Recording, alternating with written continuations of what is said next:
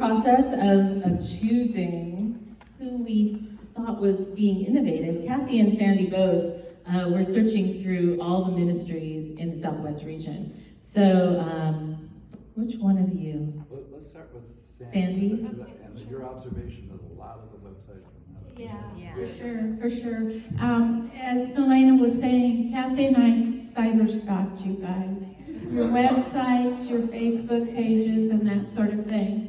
I'm from Unity, Sun City in Arizona, so I was doing the Arizona side.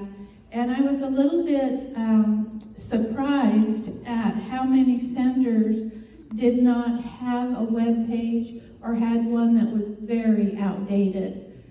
In this day and age in technology, and that seems to be the way that a lot of people are finding our centers, I just feel like it was really important that that and Facebook were things that needed to be really updated and current and stuff. And so on that note, the ones that I found, would be Unity of Mesa and Unity of Prescott. Unity of Mesa, their website and Facebook pages were updated. They were interesting. They led me to other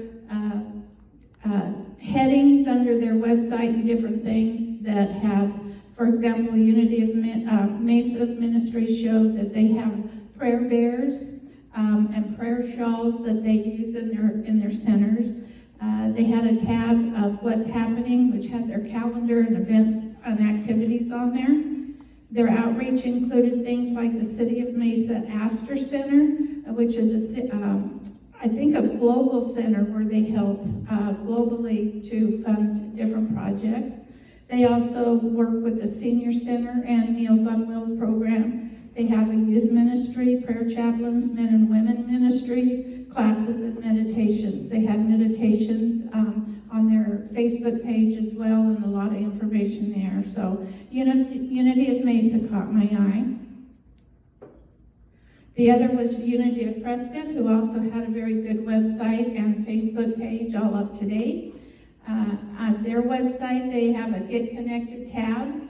Calendar tab shows they have a pastoral care team, Real Spirit Movies, a green team. I know their green team adopts a city park that they clean annually. They also adopt a highway that they keep a section of highway clean. They have outreach programs of Dress a Child, Yavapai Food Bank. Their green team does a lot of things in the church itself, keeping recycling going and that sort of thing. They have youth ministries, prayer chaplains, men and women's ministries, classes, meditations, and all that sort of thing. And it's online and on their Facebook pages. So we salute Mesa and Prescott. Thank you, Sandy. And all of that was easily visible by just looking at their main homepage and easy to navigate to find all of that. So that was a real key thing too. Yeah. And also Unity of Santa Barbara was one that we identified because they have a lot of community projects that are available from the website that really invite the community in. And so it's not just communicating what you're doing, it's inviting people to come in from different parts of the community. So Cathy, as a co-minister, right, that's your title, of Unity Santa Barbara, tell us a little bit about your programs. Okay, well, first of all, just to let you know, every summer we cyber stalk you. Yes, we do. Because we want to know what innovative things that you have. So as you start working this next year, just know that we're keeping an eye on you. So Reverend Temple Hayes and myself became co-ministers of Unity of Santa Barbara this last March. And when we got together, we said, okay, what's our immediate goal? And our immediate goal was that there were no parking spaces left. And we have plenty of parking. And so we started to achieve that. And now parking is very valuable. The second Sunday of every month is Friendship Sunday. And we were thinking, usually when you say it's Friendship Sunday, people don't bring their friends. So now what we did was, if you fill up a row with your friends, you get a parking place for the whole month. You don't think competitive spirit comes out. So what we do on Friendship Sunday is we have an expo where we invite the artisans not only in the community but also in our church, and we have tables set up and people sell their wares. We also have pet adoption where there's different foster organizations that we've partnered up with, and that's part of our ministry.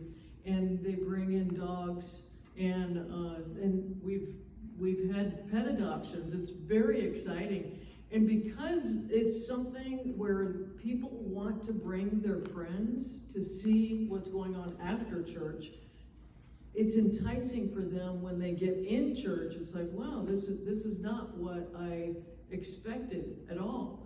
And so we've been growing because of the activities after church and because of the parking. So those are some of the things that we've been doing, and it's been very successful. We're really loving the process. So that's what you can do. Do any of you do Friendship Sunday? Yeah. Yes. These are some of the things you might want to do, is just, have a competitive thing. Where if they fill up a row, give them something, they will bring in their friends. They really do. So there you go. Can I add just one more? Yes. Even though Cathy and I are little cyber stalkers watching you guys, we want you to know that we do it very lovingly and consciously. Yeah.